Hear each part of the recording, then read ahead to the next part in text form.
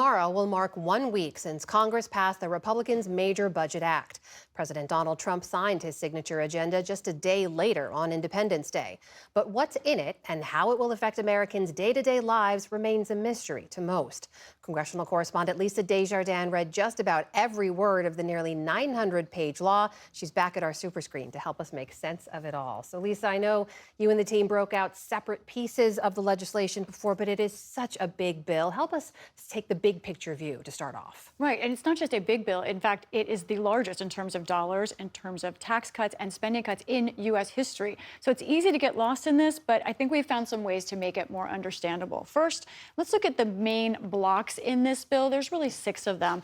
Tax cuts, money for the border and for defense. These ones are money going out of the federal government, essentially. Then bottom, you have reforms and spending cuts, healthcare, green energy cuts, SNAP food program, and student loans. That's money that would come in. You put all that together, do the math, and you end up with around $4 trillion in costs for this bill. That does include interest. Now, of course, some of these pieces are bigger than others, so let's look at that with a little bit more depth.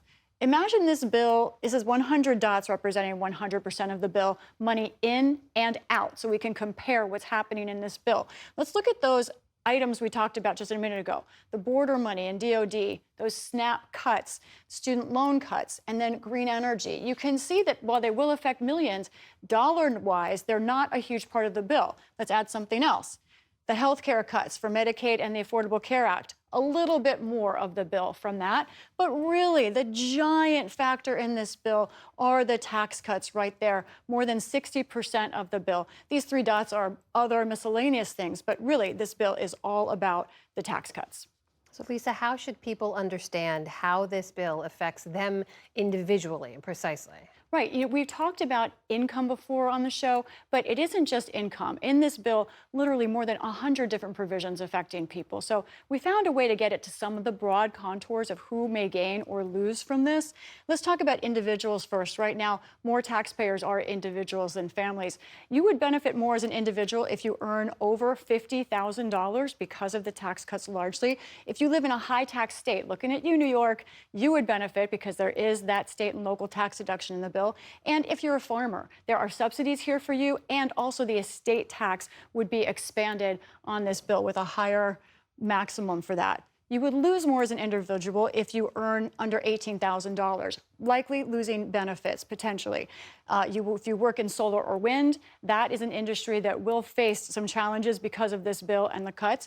If you're in your 50s and 60s, you would also be affected potentially if you are on Medicaid or SNAP, because the work requirements will be expanded to people who are older now.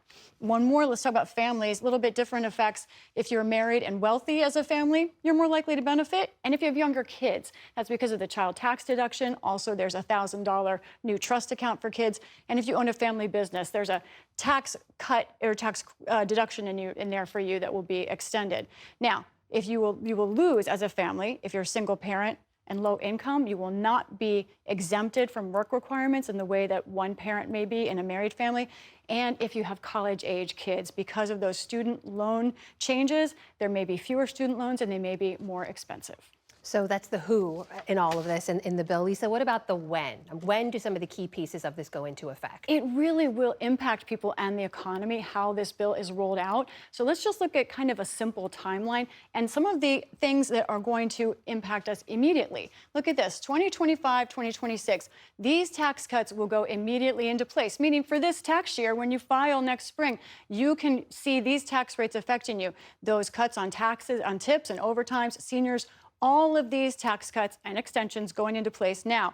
Only one benefit cut could go into effect this year. That is the SNAP work requirement expansion. But let's go a little bit farther. Let's skip ahead to 2029. Here is when you will see all of these more benefit cuts go into place for SNAP, the state costs, and these Medicaid cuts. Really will not see the effect next year or the next 2 years, but it goes into effect starting more 2027. Let's go farther down the line, look at the very big picture here.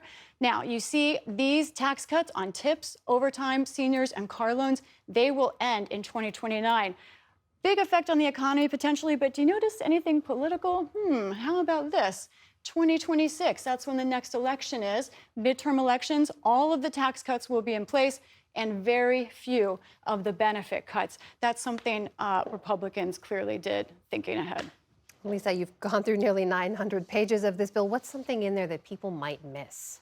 Right, there is a lot. We had to choose just a few, but I wanted to get out the idea that this bill is not just a normal tax cut bill. There was a lot that was put in here that were sort of wish list items for many lawmakers, including ending the silencer tax. Those are suppressors that you can add to a gun to make that your gun will make less noise when it fires. There is a tax on that, $200 right now. That will end in this bill. The Kennedy Center gets millions of dollars in this. There's also a provision that would allow funding to move a space shuttle or other space equipment across the country. And this is a President Trump item. The Garden of Heroes is the idea of a statuary garden of different Americans. Now, these are not minor dollar figures. Ending the silencer tax, that's worth $1.7 billion in federal revenue over 10 years that they're taking out. Kennedy Center getting over $200 million. The space shuttle move, that's $85 million that's just tucked away in this bill.